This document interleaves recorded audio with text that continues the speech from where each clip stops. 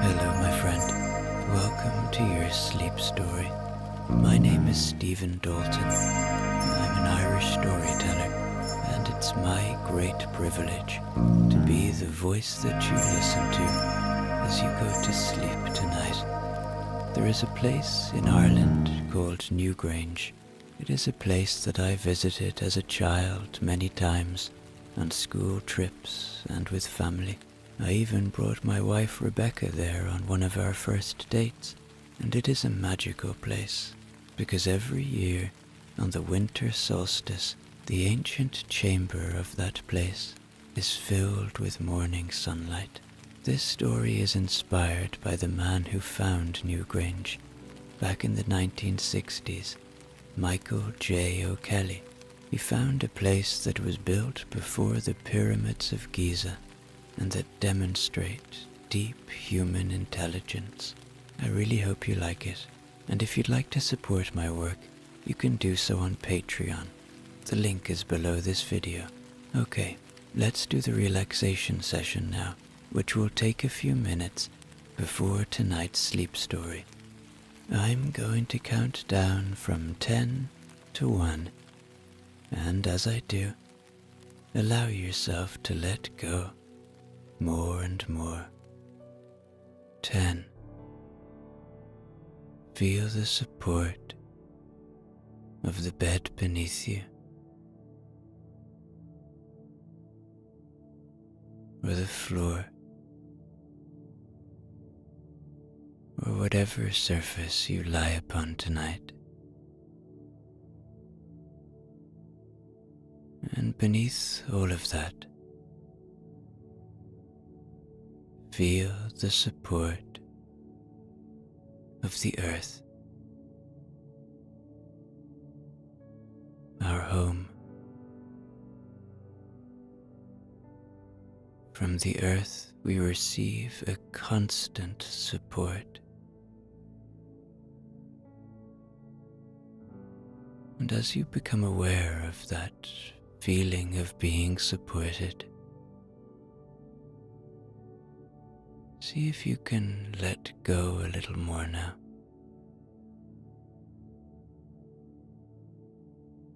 Releasing tension, letting go. A little more now. 9.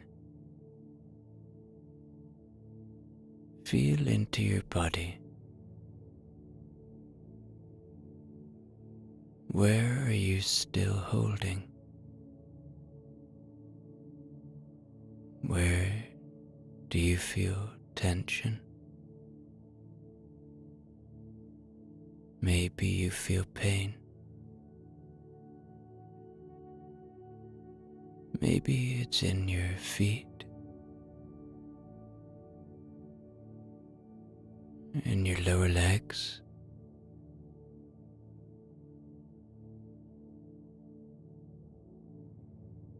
In your thighs, in your belly,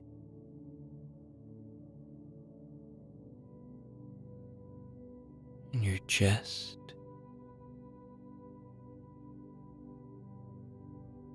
maybe you're like me, and you hold a lot of tension in your hands or in your face. See if you can let that tension go now.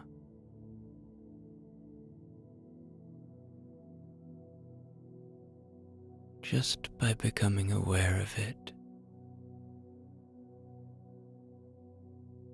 we can ease the tension. 8. You are safe. Allow my voice to be an anchor of safety tonight, to be a friend. Know that my voice will only ever take you to safe places, and allow that fact, that feeling of trust, to enable you to let go a little more now. 7. The day is done. Whatever has been, has been. Whatever will be, will be.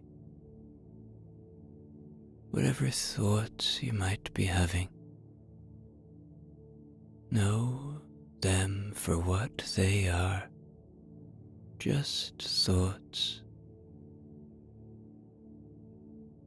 Don't judge them, positively or negatively. Know that they are not you.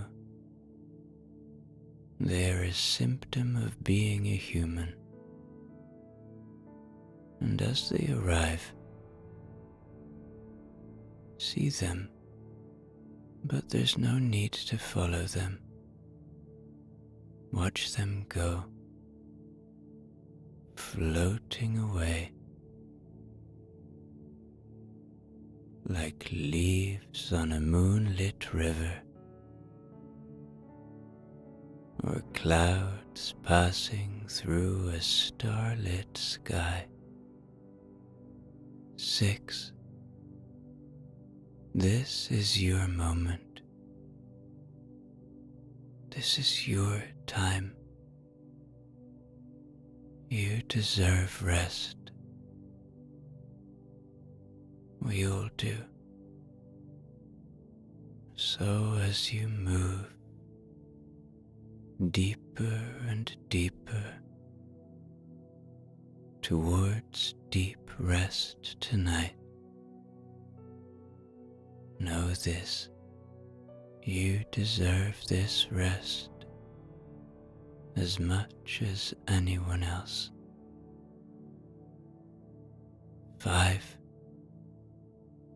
Peace lives within you. It is always there. It is a constant friend. A constant presence. It's just waiting to be found, waiting to be felt. See where you can find your peace tonight. 4. Perhaps allow a little gratitude now. Gratitude for the simple things, for this moment of peace, for the shelter you have tonight, for the breath in your body. 3. Begin to engage with your imagination now. Begin to see a rainy morning in Ireland. Green fields stretch as far as the eye can see, the type of green that you only get in Ireland, and be ready to venture deep into Ireland's past. 2.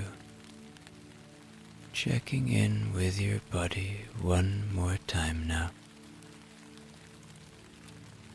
Your body has worked hard for you today.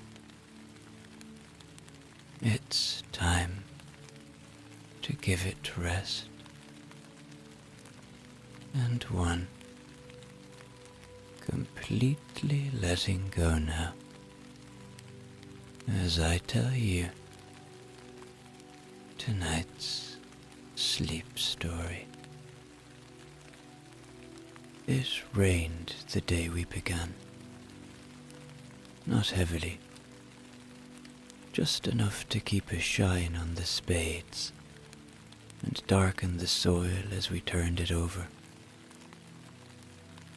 I remember how the sound of it on the canvas of the tent. It started before dawn, soft and constant, and how it followed us down into the valley like a presence, like something that had been waiting there longer than we had. I had been to Newgrange before, of course. I'd stood at the edge of the mound in the dry months, notebook in hand, tracing the outer curve with my eyes, trying to picture the line of the passage beneath it. But it was only when the rain came that it began to feel like something real, as if the earth had softened just enough to let us in. We weren't many, just myself, 3 students from the university, and a local lad named Kearney, who had grown up 2 miles from here, and said he'd always known there was something strange about the place. The others were cheerful enough, asking questions, laughing at the cold. I didn't say much. I've never liked to fill the silence of a place like that. There's something about old ground. You have to meet it with quiet. The first few hours were just turf, sodden, heavy stuff. We worked slowly, stopping now and then to empty the muck from our boots. But then, just before midday, Kearney struck stone. Not the kind that comes up rough with the earth, but shaped, cut by hand long ago. He stood back and looked at me, the rain dripping from the peak of his cap, and for a long moment, neither of us said a word. It was a threshold, and we both knew it.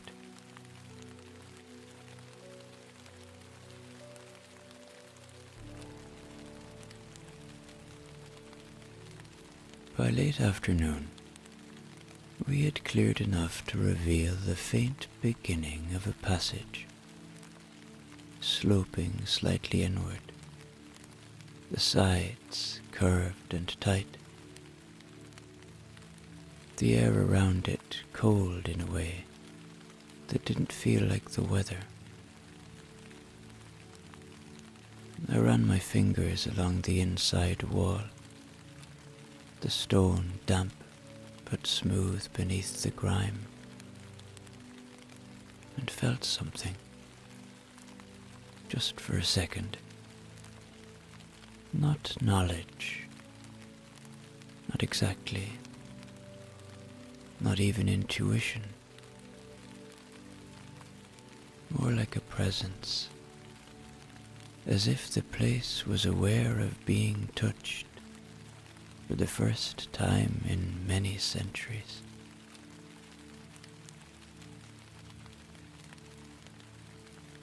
And somewhere behind it, beyond what we could yet see, there was a quiet I could not name, a quiet that felt held in reserve, like something waiting for its moment.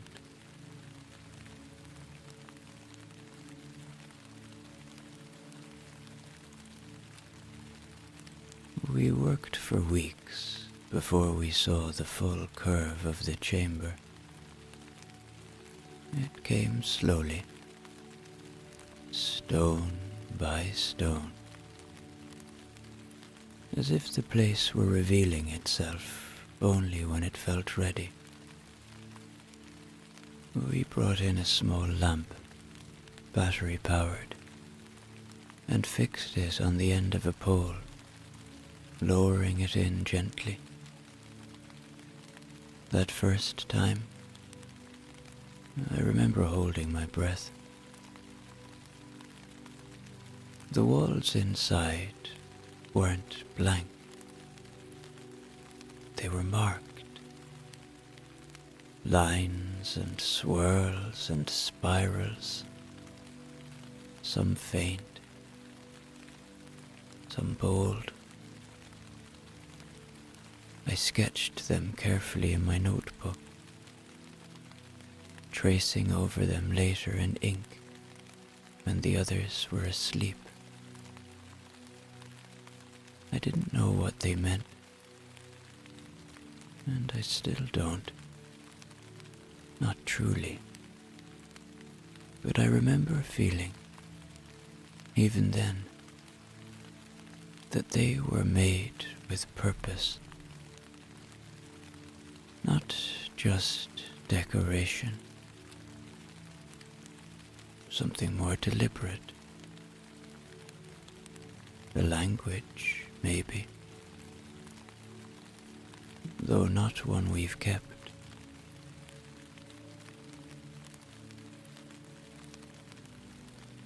There was a shape to the passage, narrow, but not haphazard. It ran inward with a strange precision, as though the builders had something specific in mind. I didn't say that aloud. It would have sounded fanciful. But still, when I lay awake in the small cottage we rented just up the hill, I found myself staring at the ceiling and thinking about direction, about line and light. There was something there. I could feel it, but I didn't yet know how to name it.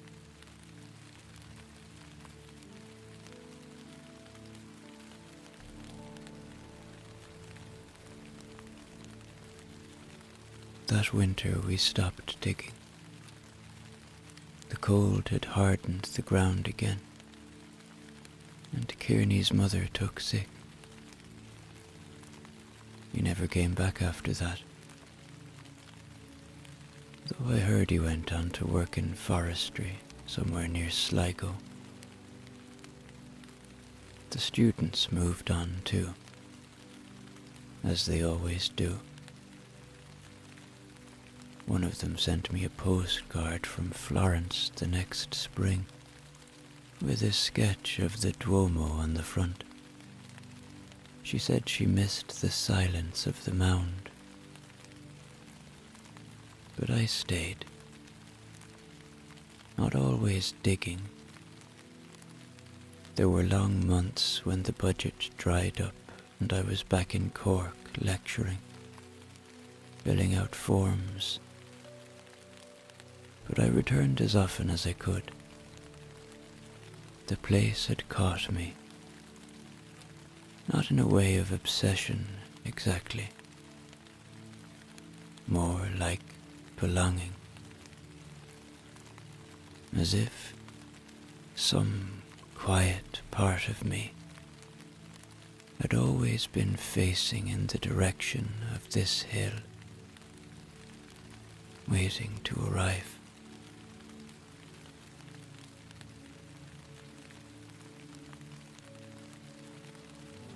When you're digging,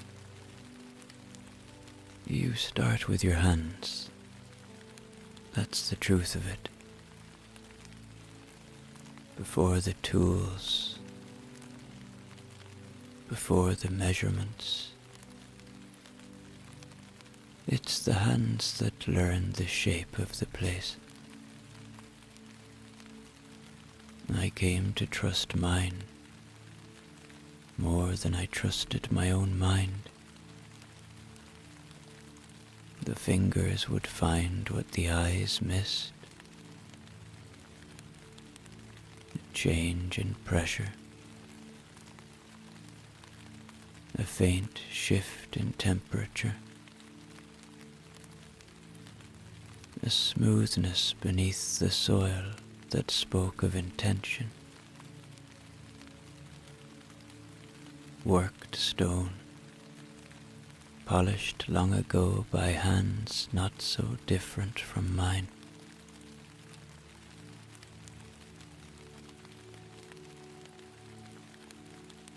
There is a sound to digging, not just one, but a whole set of them.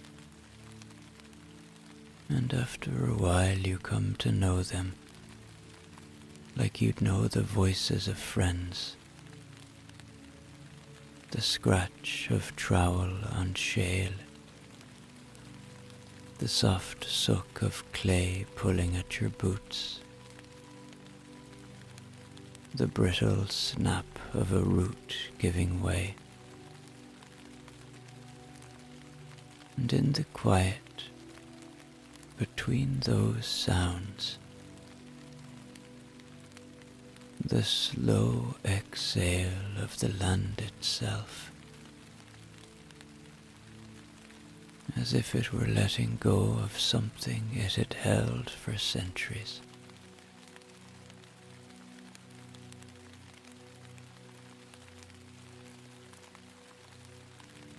I worked lying down half the time, stretched out with my face close to the ground, the damp air rising into my nostrils. And there's a humility in that position. You stop thinking of yourself as separate from the earth. You become part of the floor, part of the slope, part of the quiet. Some days I'd stay like that for hours, inching forward on my elbows, brushing away tiny crumbs of soil with a soft bristled brush until a carved edge emerged. Spirals, triangles, or once what looked like the ribs of a sunburst.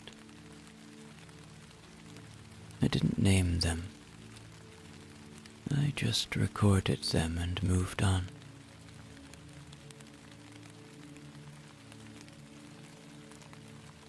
It's not fast work. It shouldn't be. You learn patience in the soil and discipline. The kind of discipline that comes from doing the same motion 1,000 times. Not for speed, but for precision. I kept a logbook, of course. Measurements, sketches, elevation markers. But none of that captured the thing itself. Not the feel of it, not the smell of it, the smell of wet limestone, or the way your breath misted in the low chamber. Not the way you could sometimes hear water shifting deep below the stones, like an old voice trying to speak.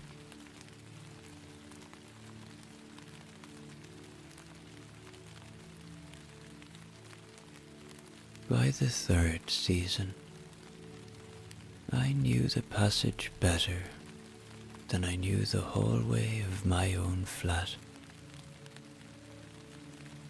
I could move through it in the dark by memory alone.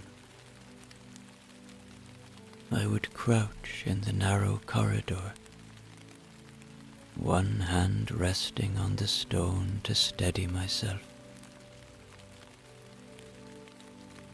And I'd feel the faint swell in the floor where the central chamber began. We hadn't cleared it all yet, not even close, but the shape of it was beginning to reveal itself. It wasn't linear. It bent. It curved toward something.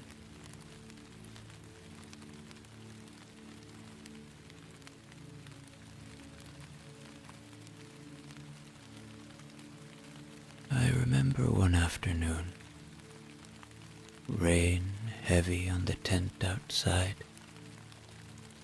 the air inside the mound cool and still.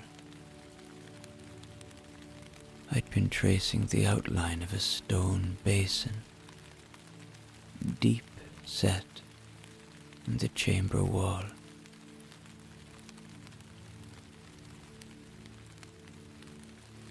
It was smooth, more so than the others, and shallow enough that light might catch in it, if light were ever to come. I sat back on my heels and just stared at it. Who put you here? What hands shaped you? Whose eyes have seen you millennia ago? And then I moved on.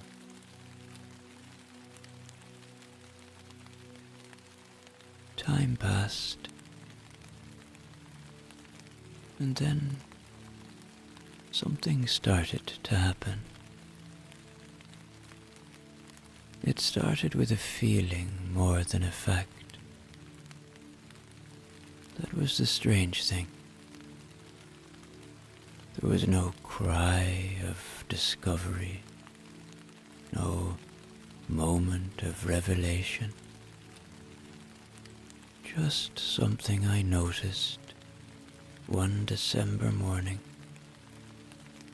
when I came down to check the covers we'd placed over the chamber mouth. The weather had turned. The river was full, and the wind came in sideways, carrying rain that hit the side of the mound in a low hiss.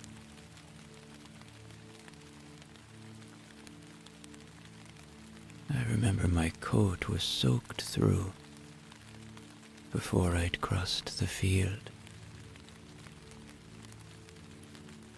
Inside, the air was thick and quiet. I moved carefully, flashlight in hand, ducking beneath the wooden supports we'd installed the season before.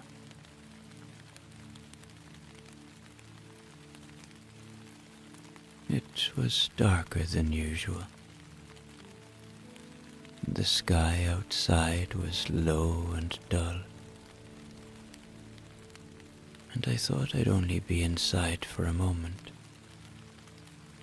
just to check for leaks, maybe brush away the worst of the damp.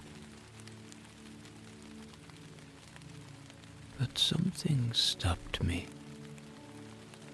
just past the first bend.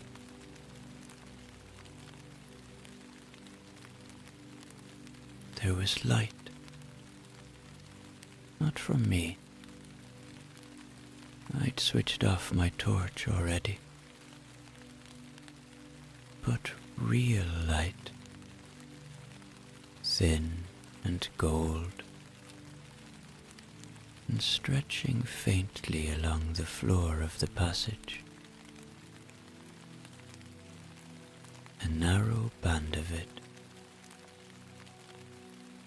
like a blade drawn along the earth. I stood perfectly still, thinking I must have left something open behind me. I hadn't. I waited. The beam didn't move quickly, but it moved. It reached forward into the passage, like it was looking for something.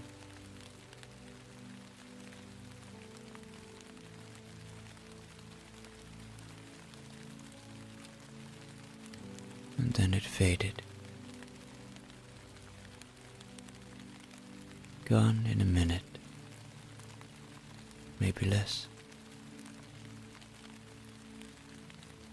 And that was all.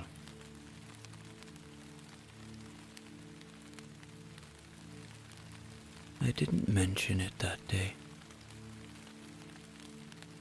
It didn't feel right to speak of it. Not because I was afraid, but because I couldn't explain it, and I didn't want to ruin it with language.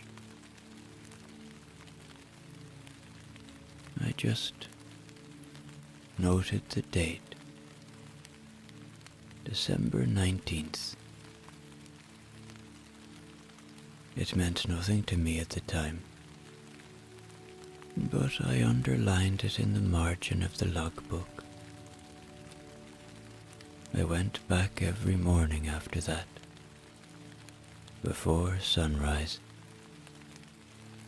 sitting just inside the entrance, with my coat pulled tight, listening to the wind and the far-off sound of cattle moving against the fences.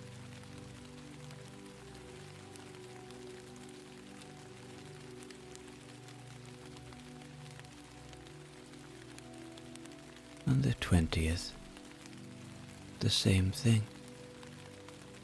Light, faint and sharp, low against the ground. More certain now. The same on the 21st, though it reached further. I stayed in the chamber that morning, longer than I meant to. Didn't eat. Didn't speak to the others when I saw them later. I was trying to hold the shape of it in my head. This thing I didn't understand, but had seen with my own eyes. There was something at work here. Something crafted. I began to think about the line of the passage, the shape of the hill, the angle of the entrance. Not guesses, not magic, just facts, quietly arranged by people who had known what they were doing.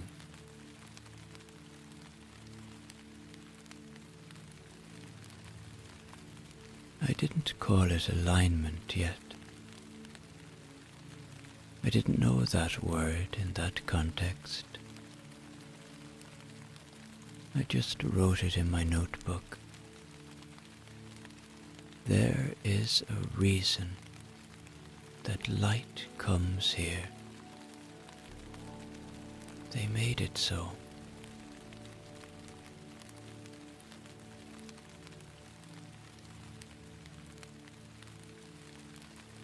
I told the department I needed to be on site again for winter maintenance. That wasn't untrue. We always did a bit of clearing before the freeze. But that wasn't the reason I returned. I came because something had stayed with me all year. That beam of light, those mornings in the passage, the way the ground seemed to hold its breath while it happened. I'd thought of it in the summer, while lecturing on Bronze Age tools to students who barely looked up from their notebooks.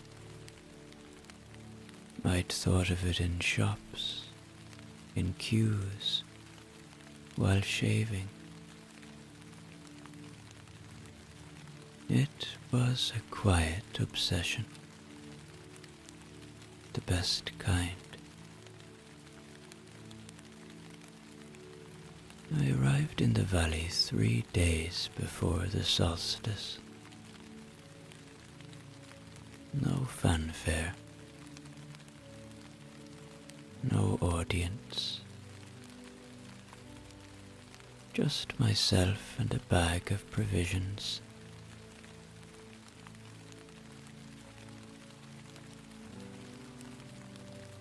Kearney's cousin still kept the keys to the gate,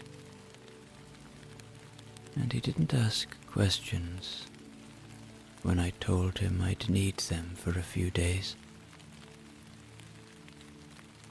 He handed them over, like he was giving me the keys to a chapel.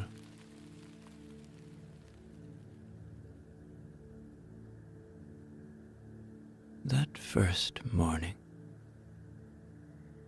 I entered the mound in darkness. No torch. I let my hands guide me. I knew every bend by then, every dip in the floor. I sat in the chamber and waited, my back resting against the far stone.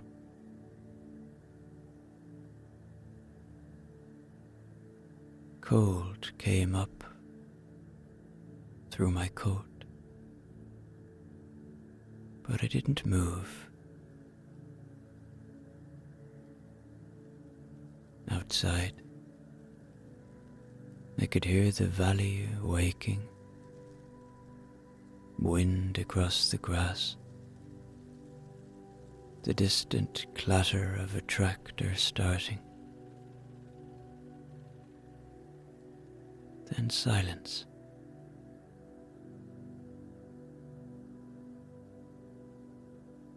And then the light. It came slow, like before, a ribbon, faint at first, then more certain. But this time I watched how it moved. It didn't fill the space. It never did. But it reached very precisely to the back of the chamber.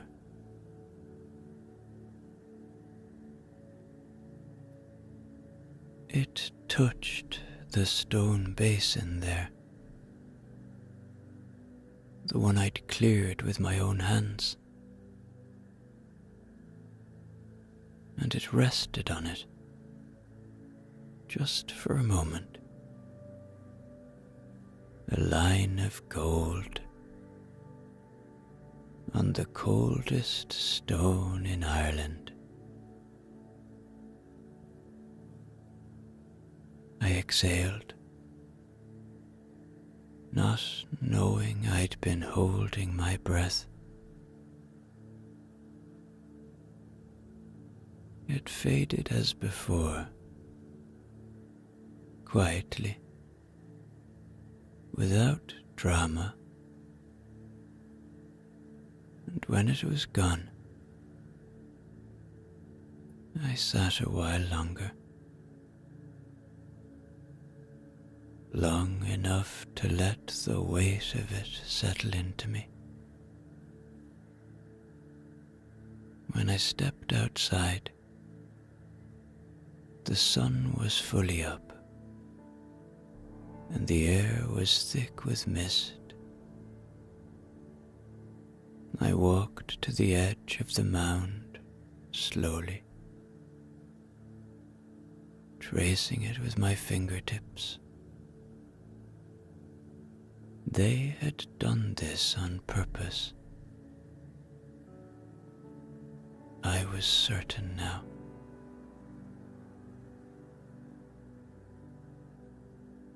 Still, I told no one. Not yet. You must understand, this wasn't a time of headlines or documentaries.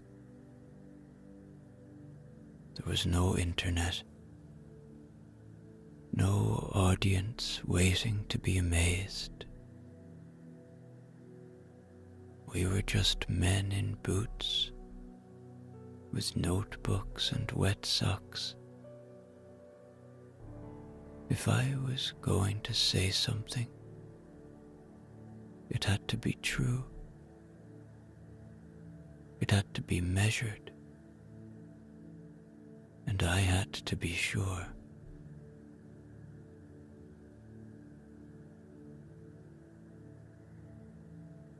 So I returned the next year, and the year after, and each time I sat alone, listening to the silence before the light came in, and each time it came.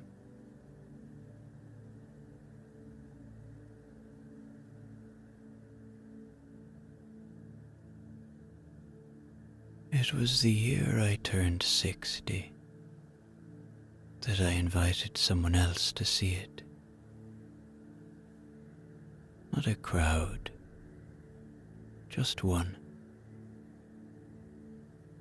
A young lad from the department. Quiet, clever, not in a hurry. He'd asked me once about Newgrange in passing, and I remember the way he spoke of the stones, not just as data. He'd said they looked as though they remembered something.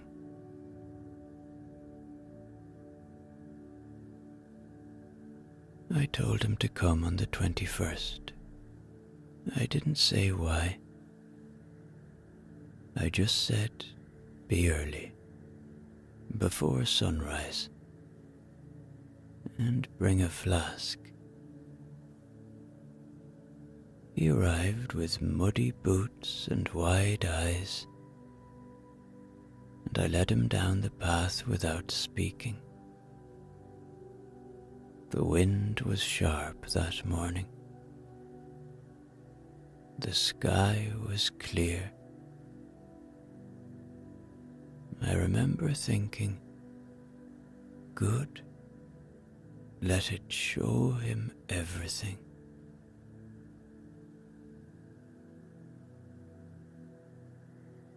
Inside, I stepped back. I let him crouch near the basin. I didn't explain what was coming. I just waited. And then, as it had so many times before, the light returned.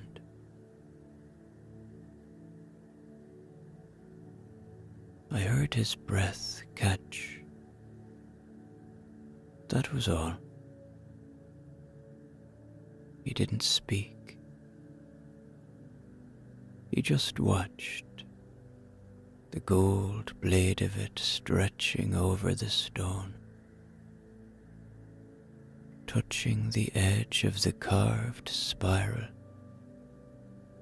like it had done for millennia, and then fading.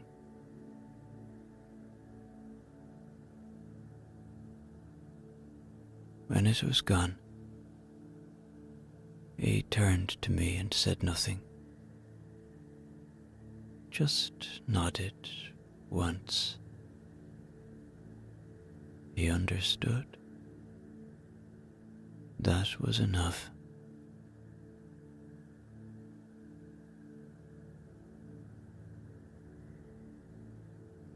Later that year, we made measurements. We took readings. We mapped the angle of the sun and the axis of the passage. I stood at the top of the hill with a notebook, while he called out figures from below. We confirmed what I had long suspected.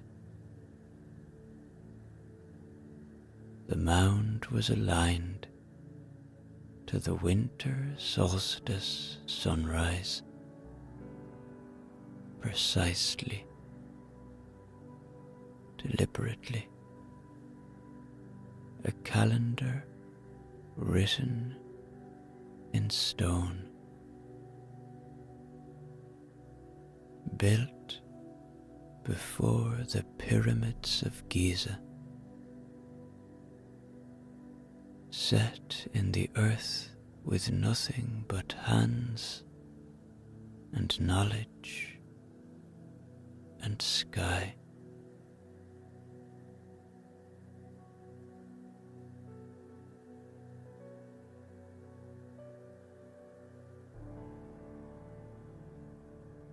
Eventually, it was published.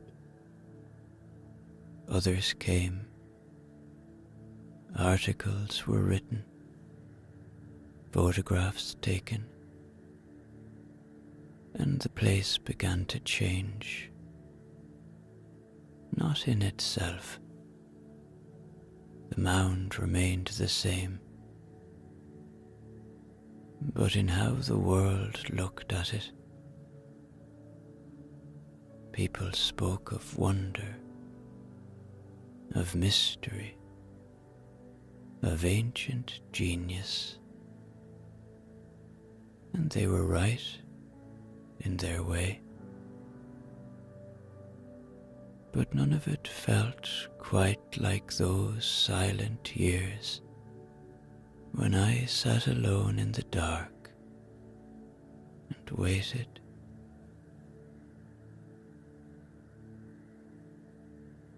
I went one last time the winter I retired. There was no reason to. The papers had all been written. The site was managed now, carefully kept, with a small car park and a path laid down to keep tourists from trampling the wild grass. There were visitor hours and laminated guides. The solstice was by ticket now. Cameras, lists. But I still had a key, and no one stopped me.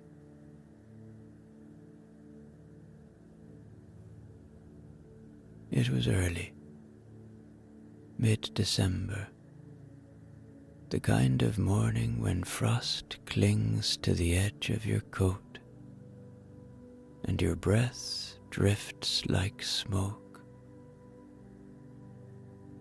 I walked the old way, through the low field, past the blackthorn hedge, boots crunching in the frozen soil. There was no one else, only the sheep, scattered and slow, heads down in the white grass.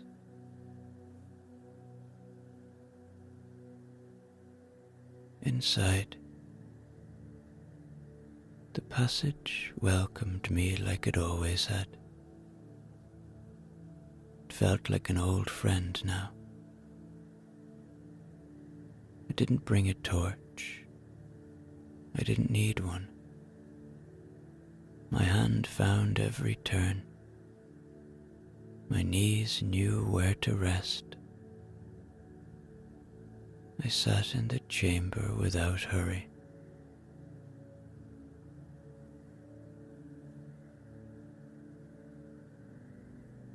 The light came just as it always had.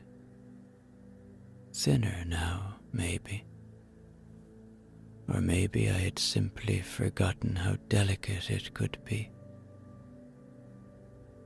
It reached in and touched the same old stone. And for a moment, the chamber glowed from within, like the breath of the world itself had entered to warm it. I watched it without thinking.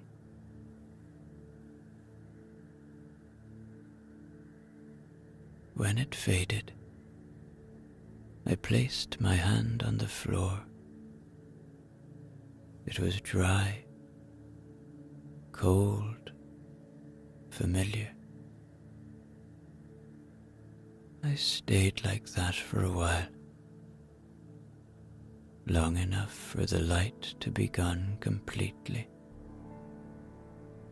long enough to feel the quiet return.